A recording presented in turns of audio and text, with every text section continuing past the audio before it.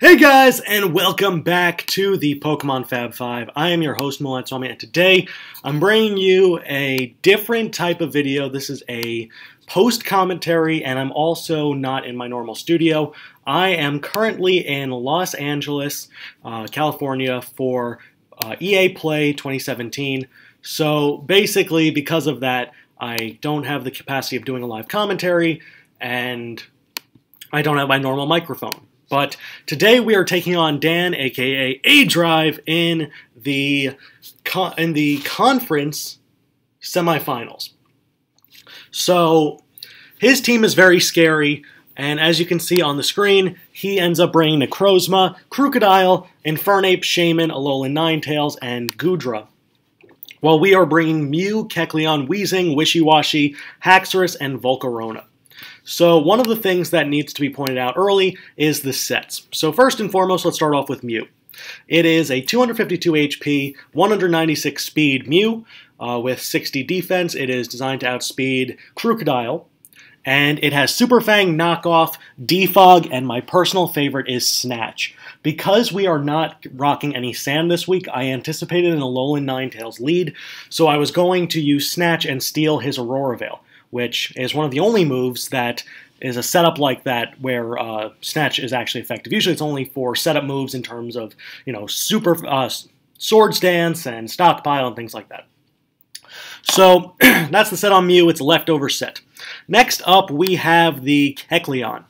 So this is an Assault Vest Kecleon, pretty standard for us. Drain Punch, Shadow Sneak, Ice Punch knockoff with Assault Vest, 252 HP, 252 attack, and a Brave Nature, so boosting attack minus speed.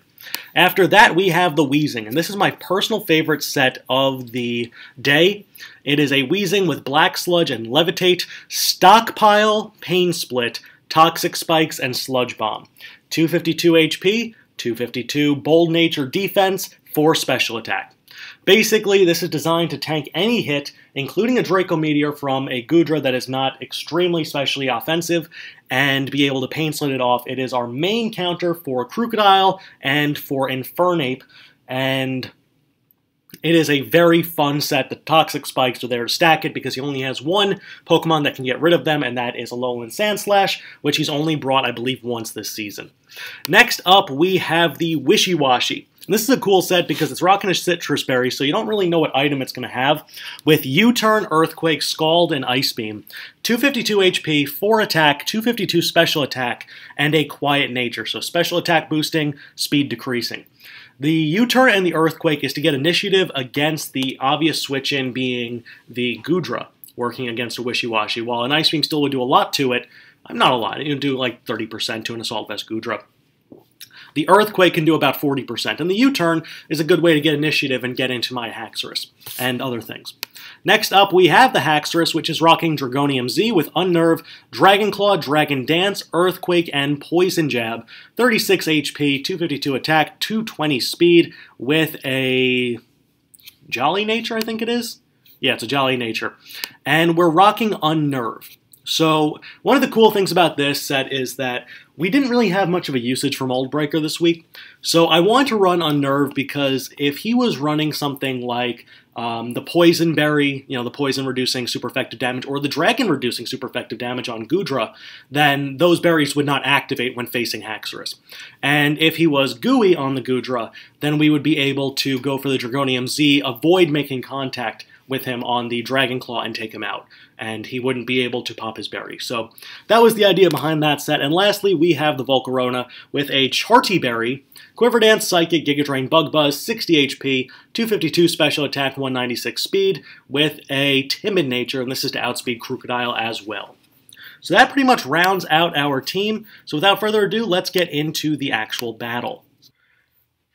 So we are leading with Mew, expecting that Alolan Ninetales, like I said before, and we're going to try and see what is going to happen here. We're not going to speed things up. We're going to go at the normal pace, as here comes Mew1, which is my favorite nickname, I think, for Mew that we've had. And he leads with the Necrozma. So my thinking is, okay, he's going to go for Stealth Rocks or something of that nature. Let's knock off his leftovers and try to start whittling this thing down.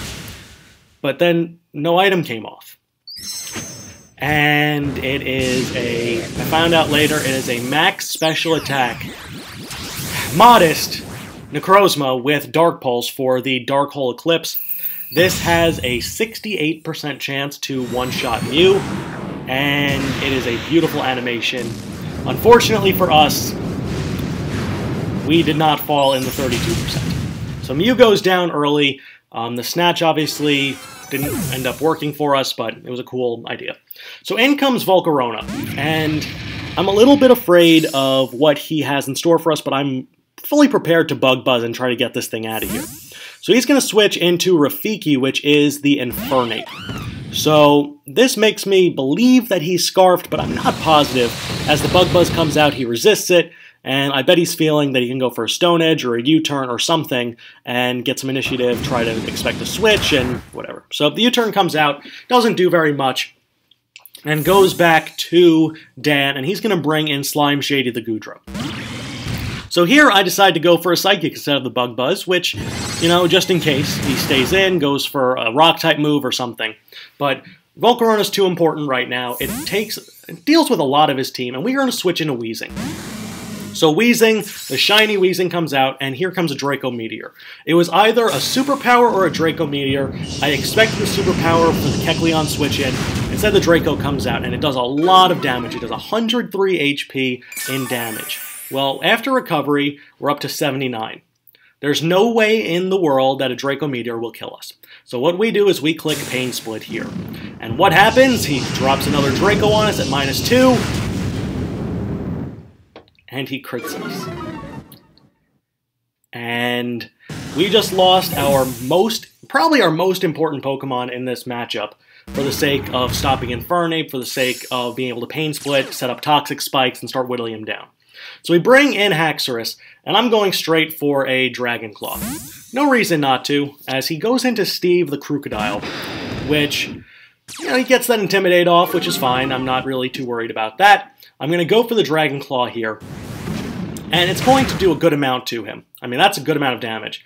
Instead of doing anything else, I could go for the Dragon Claw here, which maybe would have been the smarter move because then Haxorus could have stuck around longer. But I wanted to at least start getting the sweep in case the Infernape was not Scarfed. So we go for the Z Dragon Dance, we reset our stats, and now we're at +1 speed, +1 attack. And he's going to go for the knockoff, maybe expecting a Life Orb, and that's going to do a ton of damage to us. But we're able to go for a Dragon Claw, and at +1, that thing is absolutely toast. So we take out Crocodile, which is great because it's an Intimidator, that's just annoying. But he very quickly goes back into Infernape. So my fear is that he's Scarfed, but maybe he's bluffing. And Haxorus at this point is important, but I really didn't have anything that I wanted to switch into a U-turn or a close combat because then Goodra would come back in and I'd start losing things. So on the off chance that he was bluffing, I stayed in and Haxorus goes down. So in comes Kecleon. So now what's he going to do? Is he going to stay in or is he going to switch out? He does switch out, and he's actually going to go into Emma Frost, which is the Alolan Ninetales. So now I'm thinking, okay, here comes the Aurora Veil, now we're in trouble. How do we slow down his team enough that we can burn turns from this? So we go for the Shadow Sneak instead of the knockoff first and foremost. This is important because now we're not susceptible to the... we would have avoided a close combat because we know he's Scarfed, and now the Moonblast is not super effective on us. So here I probably should have gone for a knockoff, but thinking he had Light Clay, I just went for the Drain Punch, got myself back up to full, and as you'll see, this Stab Drain Punch does about 25% in the with the Aurora Veil up, which is definitely not a lot.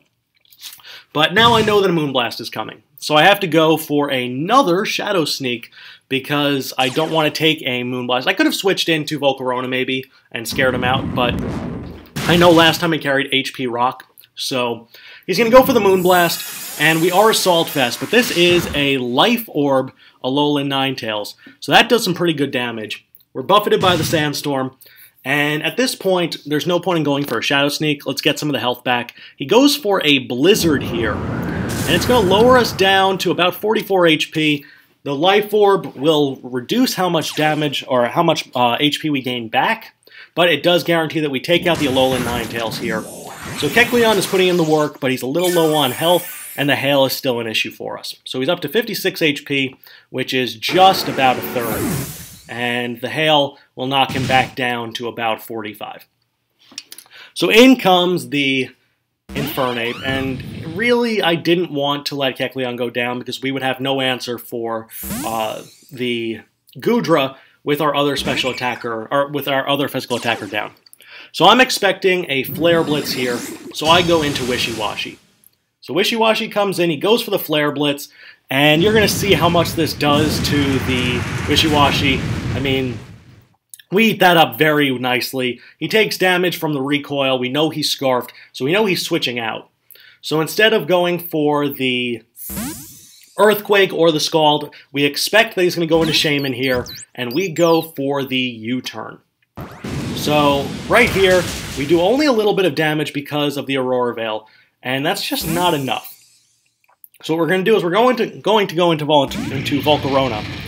And I was a little bit afraid of what he might have had in store for us. We see the leftovers, and I kind of anticipated that he was going to switch back into Goodra. So instead of staying in, I made the aggressive play of switching into Wishy-Washy once more. We would have KO'd the Shaman most likely from that range or very close to it. But in comes Wishy-Washy, and the fact that he's staying in means that either I'm faster or that he's not switching out. He goes for the Leech Seed instead, probably expecting that we go for a Quiver Dance instead of anything else. And at this point, this thing is back up to full. And I think he's going to expect that we switch out here back into the Volcarona, because why would we stay in and take a Seed Flare, right? It just wouldn't make any sense. So what we do is we do stay in as he goes for the Psychic, a little bit of an overprediction. It's not going to do too much. It will knock us below half, so it does crock our Citrus Berry, but we get up to about 99 HP. We go for the Ice Beam here, and it's going to do a very nice chunk now that the Aurora Veil is down. That does about 65%. After leftovers and leeches, back up to half. So what we have to do here is we have to go into Volcarona. But we're pretty much on the ropes here. Losing the Weezing so early was a huge detriment because at that point, what we could have done is we could have had Weezing at least half health, facing off against the Infernape if he goes for the close combat. And if he goes for the Flare Blitz, then we can switch into the Wishy-Washy instead. But that obviously, it did matter, as he goes for the Psychic again. I guess he assumed that this time I'd switch out. And Volcarona is going to go for the Bug Buzz here, and that is going to KO the Shaman. So the issue is that unless we got up 2 Quiver Dances, we were still going to be slower. I guess we could have, but the damage output on the Goodra still wouldn't have been enough. And with Eclipse and those left, it's really a bad situation. So he goes for the Flare Blitz. It probably would have KO'd Wishy-Washy in 2 hits anyway. So instead, we let Volcarona go down. And I guess what we could have done was go into Kecleon because it was so low HP. But then we wouldn't have had a real way to hit the Goodra. So we were kind of stuck between a rock and a hard place. In comes Wishy-Washy here to deal with the Infernape. We're at 80 HP. He goes for the Flare Blitz. Let's see how much this did. If it didn't do half, then I'm going to be a little upset. I did right about half, so the odds are that I would not have been able to survive. We go for the Earthquake, so Wishy-Washy does take out the Infernape, but now it's Wishy-Washy at very low health and Kecleon at very low health against a Goodra and a Necrozma, which both of them are faster. So that pretty much is going to wrap this up. He's just going to go for a Psychic on both of them and take both of them out. So Dan is going to win this game 2-0. It was a hard-fought battle. I wish that we didn't get crit and see. I really would have loved to see how Weezing performed throughout the rest of the battle, but that's the life of a Pokemon player. So that means that we are now eliminated from the playoffs as we get some last-ditch damage off with Kecleon against Necrozma, which does about 28%, 30%. And that's going to be your battle. So we lose 2-0. We are now eliminated from the postseason. And that's pretty much that. Overall, looking at things, I was very happy with the way that we played the entire season. I think that we made some bad mistakes occasionally here or there, but as a whole, I think we played well and we had a great season. This was my first year in Draft League, in a Draft League format, and to go 9-3 to make the playoffs, to win a playoff game, and to come this close that, you know, just a little bit of RNG might have been able to sway the difference, which you know, sometimes that happens, and I can live with that. But overall, I think it was a very good game. I think this was much better than the last time.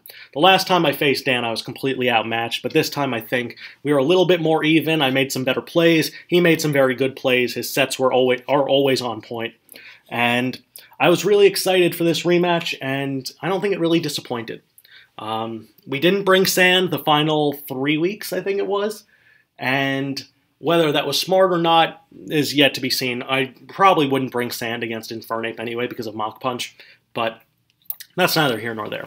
Either way, I hope you guys enjoyed. Thank you so much to everyone who supported me throughout this season. It means the absolute world to me. I had a blast, and I look forward to representing the Pokemon Fab 5 in the NPA for years to come. I will be back for next season, guaranteed, as long as there is a next season, which I don't think there's really any reason there wouldn't be. But, with that being said, I will have one final video from NPA Season 3 on this channel before we bid everybody adieu for a little while, and that is going to be my team analysis, where I go over my entire squad, the strengths, the weaknesses, why we picked the Mons, and why we picked up the Pokemon through the free agency wire. So, I hope you guys enjoyed. I'm Moonlight Swami, and thank you for bearing with me in this strange format and with my awful built-in microphone. Peace.